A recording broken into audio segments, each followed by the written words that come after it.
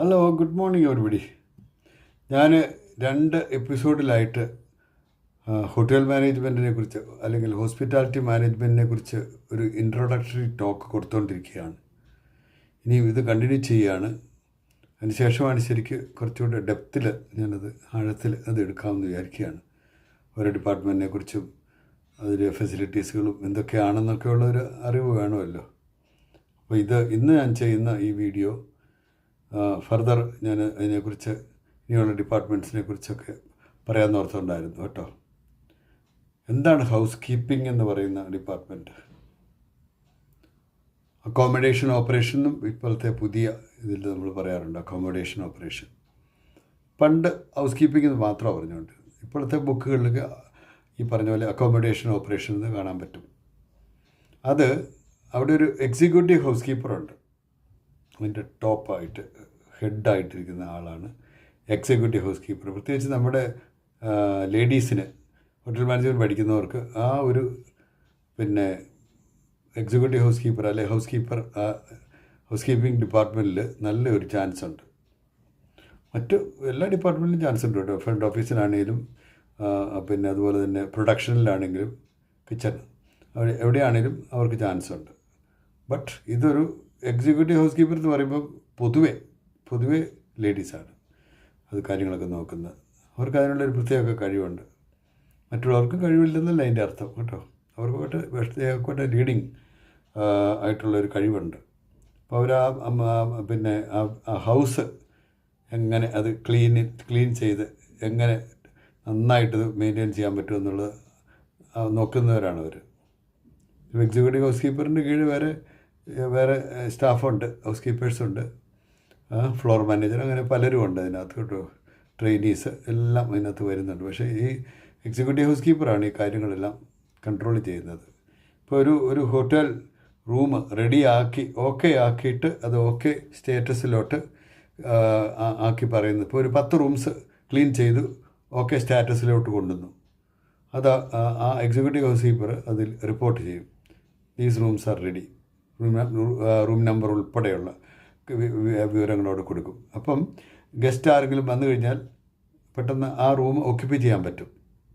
പിന്നെ എത്ര റൂം ഇന്ന് ഇൻകമിങ് ഗസ്റ്റ് ഉണ്ട്, എത്ര പേരിന്നത്തെ അറൈവലുണ്ട് എന്നുള്ളത് നേരത്തെ ഒരു ചാർട്ട് അത് front office manager executive house കീപ്പറെ ഏൽപ്പിക്കും.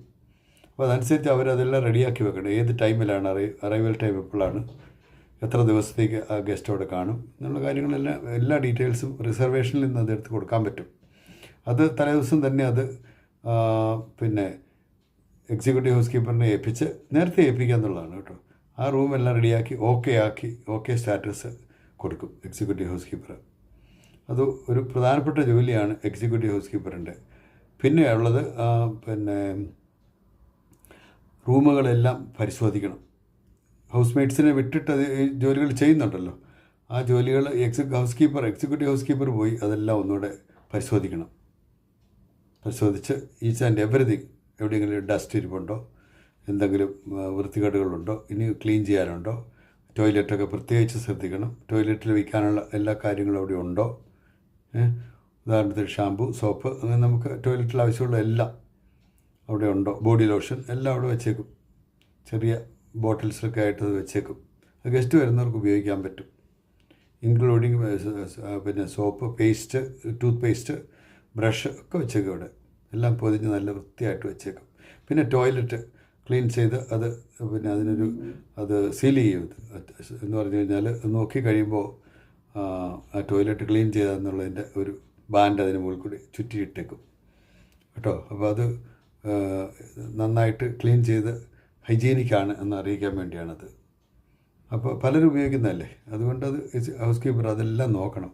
പിന്നെ ഉള്ളത് ഈ പറഞ്ഞ പോലെ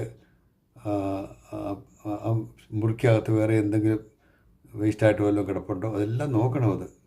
അത് ചെക്കൗട്ട് ഗസ്റ്റ് ചെക്ക് ഇൻ ചെയ്യുന്നതിന് മുമ്പിലാണല്ലോ റൂമെല്ലാം വൃത്തിയാക്കിയിടുന്നത്. ചെക്കൗട്ട് ചെയ്ത് കഴിയുമ്പോഴും എക്സിക്യൂട്ടീവ് ഹൗസ് കീപ്പർ ഒന്ന് നോക്കും.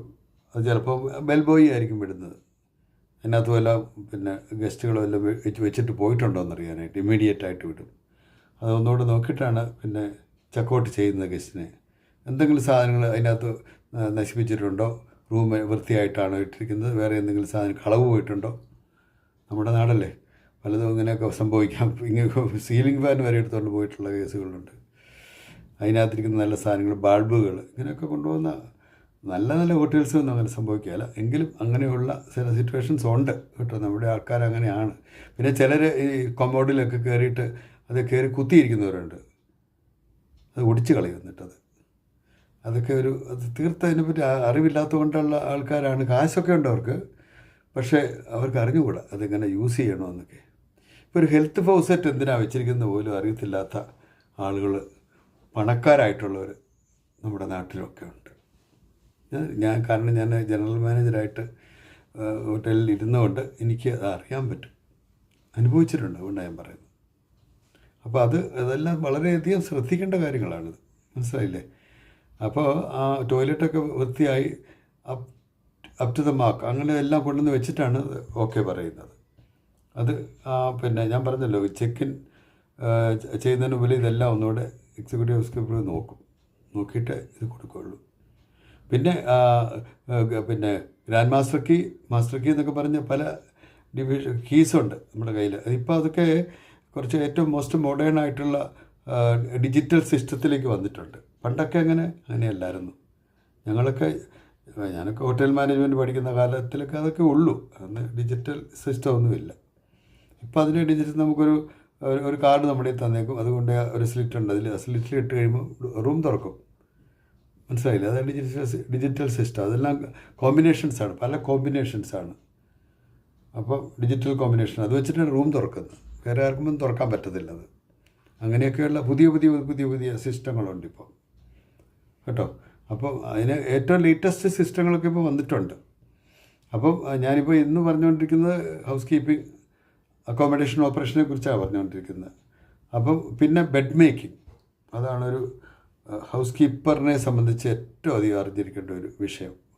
ഒരു ബെഡ് അങ്ങനെ എല്ലാം കംപ്ലീറ്റ്ലി ഇപ്പോൾ ഒരു 5 സ്റ്റാർ ഹോട്ടലുകളാണെങ്കിൽ അല്ലെങ്കിൽ 3 സ്റ്റാർ 4 സ്റ്റാർ എല്ലാം എയർ കണ്ടീഷൻഡ് റൂംസാണ്. അപ്പോൾ അതെല്ലാം സെൻട്രലി എയർ കണ്ടീഷൻഡാണ്. അപ്പം അതനുസരിച്ചുള്ള ബെഡ് മേക്കിംഗ് ആണ് അവിടെ ചെയ്യുന്നത്. കാരണം ബ്ലാങ്കറ്റൊക്കെ വെച്ച് അത് പൊതിഞ്ഞ് കവർ ചെയ്ത് ആണ് ആ ബെഡ് മേക്ക് ചെയ്യുന്നത്. അപ്പോൾ അങ്ങനെ ആ ബെഡ് ഓക്കെ ആണെന്നൊക്കെ നോക്കണം എല്ലാം കംപ്ലീറ്റ്. ഒരു ഗസ്റ്റ് വന്നു കഴിഞ്ഞാൽ അതിനകത്ത് നമ്മളങ്ങ് കയറി കിടക്കുകയാണ് ചെയ്യുന്നത്. മനസ്സിലായി, കാല് അകത്തോട്ട് കയറ്റി വെച്ചിട്ട് കിടക്കുകയാണ് ചെയ്യുന്നത്. അപ്പോൾ കാരണം AC ഇട്ടിരിക്കുന്നതുകൊണ്ട് നല്ല തണുപ്പ് കാണും.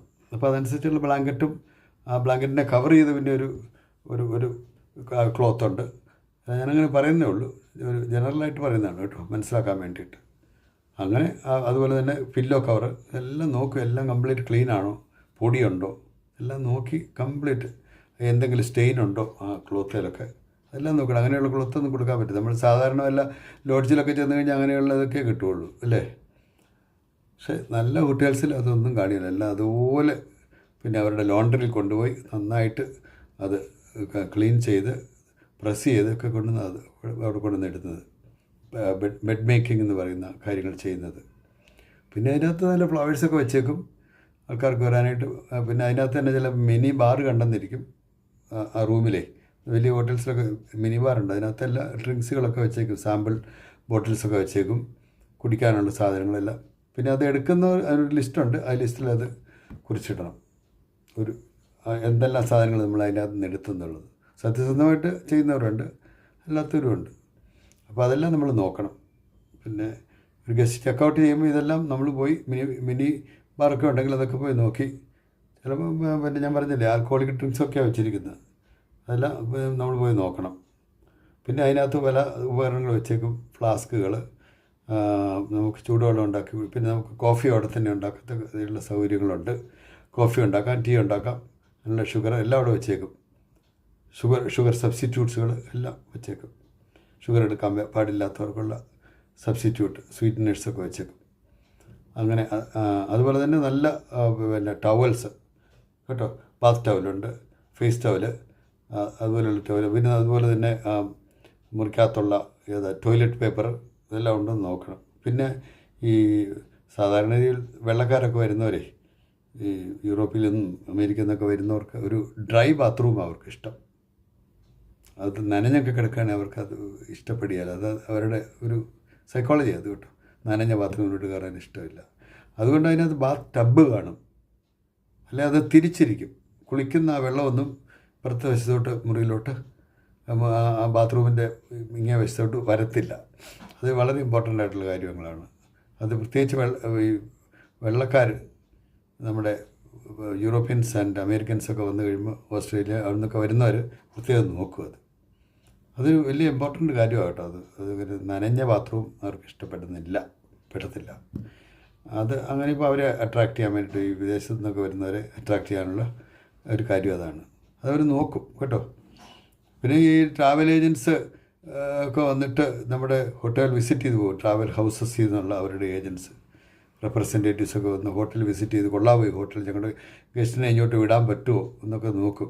ഇപ്പോൾ ചിലപ്പോൾ ഒരു ഗ്രൂപ്പായിരിക്കും. ഒരു ഗ്രൂപ്പെന്ന് പറഞ്ഞു കഴിഞ്ഞാൽ മിനിമം 15 പേഴ്സൺസാണ് ഒരു ഗ്രൂപ്പിൽ വരുന്നത്. ഒരു ഗ്രൂപ്പിൻ്റെ മിനിമം നമ്പർ 15 ആണ്. പിന്നെ 30, 45 അങ്ങനെ വരും. അപ്പോൾ അതനുസരിച്ചാണ് നമ്മൾ റൂം അറേഞ്ച് ചെയ്യുന്നതും അവർക്കുള്ള ഭക്ഷണം. ഡബിൾ ദ ഹോട്ട് എന്ന് പറഞ്ഞാൽ ഫിക്സഡ് മെനു അവർക്ക് വേണ്ടി ഉണ്ടാക്കുന്നത്. അല്ല ഓരോരുത്തർക്കും ഓരോ അലക്കാർട്ടെന്ന് പറയും. അലക്കാർട്ട് എപ്പോഴും പറ്റുന്ന കാര്യമൊന്നുമല്ലത്. അതുകൊണ്ട് ഇങ്ങനെ വരുന്ന ഗ്രൂപ്പുകൾക്ക് എന്നാലും അവർക്ക് അതിൻ്റെ നമുക്ക് ആ റേറ്റ് കൊടുക്കുന്നുണ്ടല്ലോ. റൂം താരിഫും ഫുഡും എല്ലാം കൂടി ചേർത്തൊരു, ഉദാഹരണത്തിന് AP അമേരിക്കൻ പ്ലാൻ അല്ല നമ്മൾ കൊടുക്കുന്നത്, 3 നേരത്തെ ഭക്ഷണം കൊടുക്കുക. അല്ലെങ്കിൽ MAP മോഡിഫൈഡ് അമേരിക്കൻ പ്ലാൻ 2 നേരത്തെ ഭക്ഷണം. പിന്നെ കോണ്ടിനെൻ്റൽ പ്ലാനുണ്ട്, ബ്രേക്ക്ഫാസ്റ്റ് മാത്രമേ ബെഡ് ആൻഡ് ബ്രേക്ക്ഫാസ്റ്റ് അങ്ങനെയൊക്കെ കൊടുക്കുന്നുണ്ട്. അപ്പം അതനുസരിച്ച് ആണ് നമ്മൾ എല്ലാ കാര്യങ്ങളും ചെയ്യേണ്ടത്, അറേഞ്ച് ചെയ്യേണ്ടത് കേട്ടോ. അപ്പോൾ ഞാൻ ഇൻവിറ്റ്വീൻ പറഞ്ഞെന്ന് മാത്രമേ ഉള്ളൂ ബ്രേക്ക്ഫാസ്റ്റിനെ കുറിച്ചൊക്കെ, പിന്നീട് പറയാം. അപ്പം മുറിയെപ്പറ്റി ഞാൻ പറഞ്ഞല്ലോ, പെറ്റ് മേക്കിംഗ് ആണ് ഏറ്റവും ഇമ്പോർട്ടൻറ്റ്. പിന്നെ അതിനകത്ത് ഉള്ള ആ വൃത്തി, ഹൈജീൻ, എല്ലാം ഹൈജീനിക് ആയിരിക്കണം. കയറി ചെല്ലുന്നവർക്കൊരു നല്ലൊരു തൃപ്തി വരണം. They should be satisfied. പിന്നെ അവിടെ ഇരിക്കുന്ന എല്ലാ ഗാഡ്ജറ്റ്സുകളെല്ലാം നോക്കണം കേട്ടോ. TV വർക്ക് ചെയ്യുന്നുണ്ടോ, AC എങ്ങനെ വർക്ക് ചെയ്യുന്നു, എല്ലാം ചെക്ക് ചെയ്യണം. കംപ്ലീറ്റ് ചെക്ക് ചെയ്തിട്ടാണ് അത് മുറി ഓക്കെ എന്ന് പറയുന്നത്. ഇല്ലെങ്കിൽ പിന്നെ പെട്ടെന്ന് എന്തെങ്കിലും നമ്മൾ AC ഓൺ ചെയ്യുമ്പോഴത്തേനും അത് എന്തെങ്കിലും മിസ്റ്റേക്ക് ഉണ്ടെങ്കിൽ പിന്നെ അത് ഒരു നല്ല ഇമ്പ്രഷനല്ല അവിടെ കൊടുക്കുന്നത്. അതുകൊണ്ട് അത് നമ്മൾ വളരെയധികം ശ്രദ്ധിക്കേണ്ട ഒരു കാര്യമാണ് ഈ പറഞ്ഞ കാര്യങ്ങളൊക്കെ. ഞാനിന്ന് ഹൗസ് കീപ്പിങ്ങിനെ പറ്റി ജനറലായിട്ടൊന്ന് പറഞ്ഞെന്ന് മാത്രമേ ഉള്ളൂ. പിന്നെ ഫ്ലോർ മാനേജർ എന്ന് പറഞ്ഞ ഒരാളുണ്ട്. ഒരാളല്ല, അങ്ങനെ ഒരു പൊസിഷനുണ്ട്. ഈച്ച് ഫ്ലോറിൽ ഒരു ഫ്ലോർ മാനേജർ വന്നിരിക്കും, അല്ലെങ്കിൽ 2 ഫ്ലോറുകൾ ഒരുമിച്ച് ഒരു ഫ്ലോർ മാനേജർ കൊടുക്കാം. അങ്ങനെ വേണ്ടതൊക്കെ ചെയ്യാം. അത് ഹോട്ടലിൻ്റെ വലിപ്പം വരെയിരിക്കും, മുറികളുടെ എണ്ണവും. അയാളത് ഫ്ലോറിലുള്ള എല്ലാ കാര്യങ്ങളും നോക്കണം. അത് വൃത്തിയുണ്ടോ, ചെടികളൊക്കെ വെച്ചിരിക്കുന്നതെല്ലാം ക്ലീനാണോ, വെള്ളമൊക്കെ ഒഴിച്ച് കൊടുത്തിട്ടുണ്ടോ, എല്ലാം ഭംഗി, നല്ലൊരു അറ്റ്മോസ്ഫിയർ ക്രിയേറ്റ് ചെയ്യുക എന്നുള്ളതാണ്. വൃത്തി ഏറ്റവും ഇമ്പോർട്ടൻ്റ് ആയിട്ടുള്ളത്, ഹൈജീൻ ആണ് ഏറ്റവും ഇമ്പോർട്ടൻ്റ്. വൃത്തി ഉണ്ടോ എന്നുള്ളതാണ് എല്ലാവരും നോക്കുന്നത് ഒരു സ്ഥലത്ത്. പിന്നെ അതുപോലെ വേറെ എന്തെങ്കിലും ശല്യങ്ങളുണ്ടോ, പുറത്തുനിന്നുള്ള ശബ്ദം, പിന്നെ വ്യൂ, ഒരു റൂമിൻ്റെ വ്യൂ, അത് വളരെ ഇമ്പോർട്ടൻ്റാണ്. റൂമിലിരുന്നുകൊണ്ട് നമുക്ക് എന്തെല്ലാം കാഴ്ചകൾ കാണും. ചിലപ്പോൾ നല്ലൊരു സീനറി ആയിരിക്കും കാണുന്നത്, നല്ലൊരു നദി അല്ലെങ്കിൽ കടൽ, ഇങ്ങനെയൊക്കെ ഉള്ളത്. ചില ഹോട്ടൽസിലൊക്കെ സ്വിമ്മിംഗ് പൂളിനോട് ഫേസ് ചെയ്തൊക്കെ ഇട്ടേക്കും. പിന്നെ ചിലർക്ക് വളരെ ശാന്തമായിട്ട് ഉള്ള മുറികൾ, വളരെ ശാന്തമായിട്ടുള്ള മുറികൾ താല്പര്യമുള്ളവരുണ്ട്. എന്തെങ്കിലും എഴുതാനൊക്കെ ആയിട്ട് വരുന്നവരൊക്കെ കാണും. ഒരു പ്രാവശ്യം ഞാനിപ്പോഴും ഓർക്കുന്നുണ്ട്, മിസ്റ്റർ തിലകൻ എൻ്റെ ഹോട്ടലിൽ താമസിക്കാൻ വന്നു. അപ്പോൾ എൻ്റെ അടുത്ത് വന്നപ്പം മിസ്റ്റർ തിലകൻ പറഞ്ഞു, എനിക്ക് ഹോട്ടലൊക്കെ വളരെ ഇഷ്ടപ്പെട്ടു, അറ്റ്മോസ്ഫിയർ കൊള്ളാം, ചുറ്റുപാടെല്ലാം നല്ലതാണ്, എനിക്ക് 1 മാസത്തേക്ക് താമസിക്കത്തക്ക രീതിയിലൊരു മുറി വേണം, എനിക്ക് അതിനകത്ത് താമസിച്ച പോലെ എഴുതാനൊക്കെയാണെന്ന് എന്തോ പുള്ളിയുടെ അങ്ങനെയുടെ ആവശ്യങ്ങളെന്ന് പറഞ്ഞു. അങ്ങനെ ഓരോ നല്ല VIP ഗസ്റ്റുകൾ വരുന്നവരെ എൻ്റെ ഓർമ്മയിൽ ഞാൻ പറയുന്നതേ ഉള്ളൂ. നമ്മുടെ ഗാനഗന്ധർവൻ യേശുദാസ് ഏതാണ്ട് 5 വർഷത്തെ പരിചയം എനിക്ക് അദ്ദേഹമായിട്ടുണ്ട്. അദ്ദേഹത്തിന് വേണ്ടുന്ന എല്ലാ സൗകര്യങ്ങളും ഞാൻ ചെയ്തു കൊടുത്തുകൊണ്ടായിരുന്നത്. എപ്പോൾ വന്നു കഴിഞ്ഞാലും അദ്ദേഹത്തിനൊരു സ്വീറ്റുണ്ട്. ആ സ്വീറ്റ് റൂം എന്നും ചിലർ പറയും, ആ സ്വീറ്റ് റൂമാണ് അദ്ദേഹത്തിന് വേണ്ടത്, അവിടെ തന്നെ താമസിപ്പിക്കും. അങ്ങനെ എപ്പോൾ വന്നു കഴിഞ്ഞാലും, ഞാൻ ഉണ്ടായിരുന്ന സ്ഥലത്ത് എപ്പോൾ വന്നു കഴിഞ്ഞാലും അങ്ങനെ അവിടെയേ താമസിക്കുകയുള്ളൂ. അങ്ങനെ ഞങ്ങൾ നല്ല ഫ്രണ്ട്സൊക്കെ ആയിട്ട് മാറി. പിന്നീട് കോണ്ടാക്ട്സ് ഇപ്പോൾ കുറവാണ് കേട്ടോ. ഇപ്പോൾ അങ്ങനെ USA അങ്ങനെ ഞാനവിടെ ഹോട്ടൽ മാനേജറായിരുന്ന സമയത്തുള്ള കാര്യങ്ങളാണ് ഞാനീ പറയുന്നത്. അങ്ങനെ VIP കളായിട്ട് ധാരാളം പേര് അവിടെ വന്ന് പോകുമായിരുന്നു കേട്ടോ. ഫിലിം സ്റ്റാർസൊക്കെയാണ് എസ്പെഷ്യലി. അന്ന് ശിവാജി ഗണേശനൊക്കെ ജീവിച്ചിരുന്ന കാലത്ത് അദ്ദേഹമൊക്കെ അവിടെ വന്ന് താമസിക്കുമായിരുന്നു. പിന്നെ മിനിസ്റ്റേഴ്സൊക്കെ വന്ന് താമസിക്കുമായിരുന്നു. അങ്ങനെയൊക്കെ നമുക്ക് പലരെയും അന്ന് കരുണാകരൻ മുഖ്യമന്ത്രി താമസിച്ചിട്ടുണ്ട് അവിടെ. അദ്ദേഹത്തിന് അന്ന് ഈ എന്തോ ഒരു ഇലക്ഷൻ്റെ സമയമായിരുന്നു. ആ സമയത്ത് രാഹുൽ ഗാന്ധിയല്ല, രാജീവ് ഗാന്ധി, അദ്ദേഹത്തിൻ്റെ അച്ഛൻ ആണ് അന്നത്തെ പിന്നെ പ്രൈം മിനിസ്റ്റർ. അദ്ദേഹം പിന്നെ ഇലക്ഷൻ പിന്നെ വേണ്ടിയിട്ട് അവിടെ വന്ന് പ്രവർത്തിക്കാനായിട്ട് അവിടുത്തെ സർക്യൂട്ട് ഹൗസിലാണ് അദ്ദേഹം താമസിച്ചത്. ഫുഡൊക്കെ ഞങ്ങൾ സപ്ലൈ ചെയ്തിട്ടുണ്ട്. ബാക്കി മിനിസ്റ്റേഴ്സൊക്കെ ഞങ്ങളുടെ ഹോട്ടലിലാണ് താമസിച്ചത്. എന്ന് പറഞ്ഞ പോലെ ഓരോ കാര്യങ്ങൾ ഞാനിങ്ങനെ ബാക്ക്ഗ്രൗണ്ടിൽ പറയുകയാണ്. എങ്ങനെയാണ് ഈ VIP കളൊക്കെ വരുന്നത്, നമ്മൾ കോണ്ടാക്റ്റിൽ വരുന്നതും എന്താണ് ഇതിൻ്റെയൊക്കെ കാര്യങ്ങളെന്ന് അറിയാനുള്ളൊരു ജസ്റ്റ് ഒരു ഐഡിയ കിട്ടാൻ വേണ്ടി പറയുന്നേ ഉള്ളൂ കേട്ടോ. അതുപോലെ തന്നെ ഒത്തിരി പറയാനുണ്ട്. അങ്ങനെ പറയുകയാണെങ്കിൽ ഈ പിന്നെ ഫിലിം സ്റ്റാർസിനെ പറ്റിയും VIP കൾ വരുന്നതിനെ പറ്റിയൊക്കെ ഒത്തിരി കാര്യങ്ങൾ പറയാനുണ്ട്. പിന്നെ VIP കളൊക്കെ വന്നു കഴിയുമ്പോൾ വളരെ സൂക്ഷിക്കണം. കാരണം പിന്നെ എന്നാ ഒരു റിങ്കാഡു എന്ന് പറഞ്ഞ ഒരു രാജാവ്, ഇവിടുത്തെ മാലദ്വീപ്സാണോ, അവിടുത്തെ ഭരണാധിപനാണ് അദ്ദേഹത്തിൻ്റെ ഭാര്യയും മകളും കൂടിയാണ് വന്നത്. അവിടെ താമസിച്ചു. കംപ്ലീറ്റ് സെക്യൂരിറ്റി ആയിരുന്നു അവിടെ. കംപ്ലീറ്റ് അന്ന് DIG വന്നത്. DIG കളക്ടറൊക്കെ വന്നിട്ടുണ്ടായിരുന്നു. പ്രത്യേകം അതെല്ലാം ഹോട്ടൽ കംപ്ലീറ്റ് അവരുടെ കൺട്രോളിലോട്ട് വന്നു. അങ്ങനെയൊക്കെ ഒത്തിരി കാര്യങ്ങൾ നമ്മൾ ഈ ചിന്തിക്കാറുണ്ട്. ഇങ്ങനെയുള്ള VIP കളൊക്കെ വരുമ്പോൾ വന്ന് താമസിക്കുകയൊക്കെ ചെയ്യുമ്പോൾ അവർക്കൊരു ബുദ്ധിമുട്ടുള്ള സെക്യൂരിറ്റിക്ക് ഒരു കുറവോ ഒന്നും വരാത്ത രീതിയിൽ വേണം അവരെ അവിടെ താമസിപ്പിക്കാൻ. അതുപോലെ തന്നെ അവർക്ക് വേണ്ടുന്ന ഫുഡ് എല്ലാവരും അങ്ങോട്ട് ഫുഡ് കൊടുക്കാനായിട്ട് റൂം സർവീസിലൊന്നും വരത്തില്ല. റൂം സർവീസ് എന്ന് പറഞ്ഞൊരു ഫുഡ് ആൻഡ് ബെവറേജ് സർവീസിൻ്റെ കീഴിലുണ്ട് റൂമുകളിൽ ഭക്ഷണം കൊടുക്കുന്നത്. റൂം സർവീസ് എന്നാണ് പറയുന്നത്. അപ്പോൾ അതിന് ഓർഡർ ടേക്കറുണ്ട്. ഓർഡർ എടുത്ത് കൊടുക്കുക. പക്ഷേ VIP ഇതുപോലെയുള്ള ആളുകൾ ഭരണാധിപന്മാരൊക്കെ വരുമ്പോഴത്തേനുവേ അത് എല്ലാവർക്കും ഒന്നും അതിൽ പ്രവേശനമില്ല. GM കയറാം, ഫുഡ് ആൻഡ് ബെവറേജ് മാനേജർ, പിന്നെ ഫുഡ് ആൻഡ് മാനേജർ പറയുന്ന റെസ്റ്റോറൻറ്റ് മാനേജറോ ആരെങ്കിലും അങ്ങനെയുള്ള ആളുകൾ, സീനിയറായിട്ടുള്ള ആളുകൾ മാത്രമേ മുറിയിൽ പ്രവേശിക്കാൻ അനുവാദമുള്ളൂ. ഭക്ഷണം സെർവ് ചെയ്യാനും ഒക്കെ. പിന്നെ അതുപോലെ പെസ്റ്റ് കൺട്രോളൊക്കെ റൂമിൽ പെസ്റ്റ് കൺട്രോളൊക്കെ വളരെ നന്നായിരിക്കണം. പല്ലിയോ പാറ്റയോ. ഒരു പ്രാവശ്യം ഞാനിങ്ങനെ ഇരിക്കുമ്പോൾ ഒരു വെള്ളക്കാരത്തിയാണ് കോർക്കുണ്ട് നിലത്തോട്ട് പിന്നെ സ്റ്റെയർ കേസിൽ കൂടി താഴോട്ട് ഓടി വരുന്നു. അപ്പോൾ ഞാൻ വിചാരിച്ചത് എന്താ what is going on, stair കേസിൽ കൂടി ഇങ്ങനെ ഒരാൾ കാറിക്കൊണ്ട് വരുന്നത്. ഞാൻ ചോദിച്ചു വാട്ട് ഹാപ്പൻ എന്ന് ചോദിച്ചപ്പോൾ പറയുക കോക്രോച്ച് എന്ന് വിളിച്ച് പറയുക. അവിടെ ഞാൻ കണ്ടൊരു ഒരു കോക്രോച്ചിനെ കണ്ടായിരുന്നു. അതാണ് കോക്രോച്ചിനൊക്കെ. നമ്മൾ ഈ പെസ്റ്റ് കൺട്രോൾ അതുപോലെ നന്നായിട്ട് എഫക്റ്റീവായിട്ട് ചെയ്തെങ്കിൽ മാത്രമേ ഇതൊന്നും കാണാതിരിക്കുള്ളൂ. പല്ലിയും പാറ്റയും ഇങ്ങനെയുള്ള ഇതൊക്കെ ഉണ്ടല്ലോ, പെസ്റ്റുകൾ ഒന്നും കാണാൻ പാടില്ല അവിടെ. എലി ഇങ്ങനെയുള്ളതൊന്നും ഒരിക്കലും പാടില്ല കേട്ടോ. അത് ബാക്ക് യാർഡിലൊക്കെ വളരെ ശ്രദ്ധിക്കാനുള്ള കാര്യങ്ങളാണത്. ജനറലായിട്ട് ഞാൻ പറഞ്ഞു തരുന്നേ ഉള്ളൂ. പക്ഷേ ഇതെല്ലാം കാര്യങ്ങൾ ഇതിൻ്റെ ബേസിലാണ് നമ്മൾ ഹോട്ടൽ ക്ലാസിഫൈ ചെയ്യുന്നത് തന്നെ. ഞാൻ പറഞ്ഞല്ലോ, നേരത്തെ ഒരു എപ്പിസോഡിൽ പറഞ്ഞിരുന്നത്. അപ്പോൾ ഇന്ന് ഇതുകൊണ്ട് വൈൻഡപ്പ് ചെയ്യുകയാണ്. ഇനിയും വേറെ കുറച്ച് കാര്യങ്ങൾ ഇനിയും ഓരോ ഡിപ്പാർട്ട്മെൻറ്റിനെ കുറിച്ചൊക്കെ പറയാനുണ്ട്.